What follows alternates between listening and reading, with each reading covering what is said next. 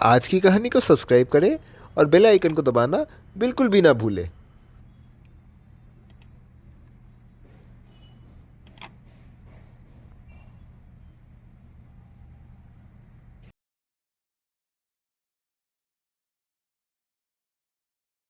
एक बार बादशाह अकबर के दरबार के सामने के दीवार पर कुछ साधु संत विश्राम कर रहे थे। वे संत बहुत गरीब थे। वे बेघर थे और उनका खान पान भी बहुत मुश्किल से होता था। वे संत कई दिनों तक वहीं पर रहते थे।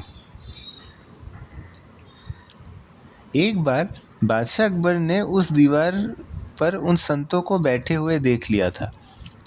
बादशाह ये देखकर गुस्सा होते हैं और इसके विरुद्ध एक फरमान जारी करते हैं। उस फरमान में ये लिखा होता है, आज के बाद कोई भी महल के बाहरी दीवार पर नहीं बैठेगा, अन्यथा उसे दंड दिया जाएगा। ये फरमान देखकर वे साधु संत दंग रह जाते हैं। वे सभी लोग इस मुश्किल से बाहर निकलने का कोई उपाय सोचते हैं। सभी संत एक दिन बीरबल से मिलने की सोचते हैं। वे सभी बीरबल को अपनी मुश्किलें बताते हैं।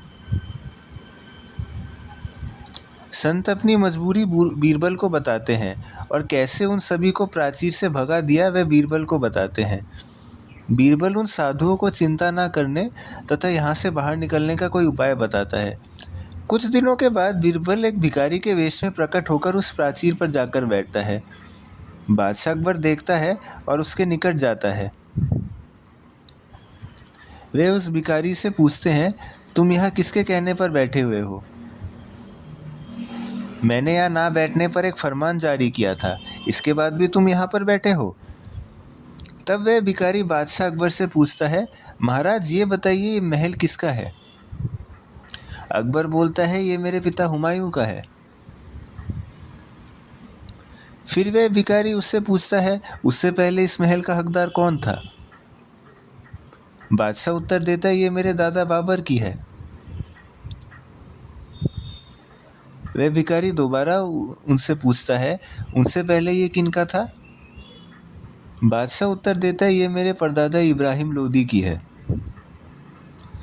तभी वह भिखारी उत्तर देता है, आपसे पहले इतने पुरुष जब इस महल के मालिक थे तो फिर आप कैसे इस महल के मालिक बन सकते हैं? इस संसार में कुछ भी स्थायी नहीं है। बादशाह अकबर इसका जवाब सुनते हैं और कहते हैं, तुमने मेरी आंखें खोल दी, ज़रा तुम अपना नाम तो बताओ। तभी वह भिखारी उत्तर देता है, महाराज मैं बीरबल हूँ। बादशाह बीरबल से कहता है, बीरबल तुमने मुझे सत्य का ज्ञान करा दिया है, मैं आज से ही सिद्धांत वापस लेता हूँ। बादशाह ये सिद्धांत लेता है और अगले दिन से वे सभी साधु संत वहाँ महल के निकट दीवार पर रहने लगते हैं। और एक दिन बीरबल वहाँ से गुजर रहे थे, सभी संत बीरबल को धन्यवाद करते हैं।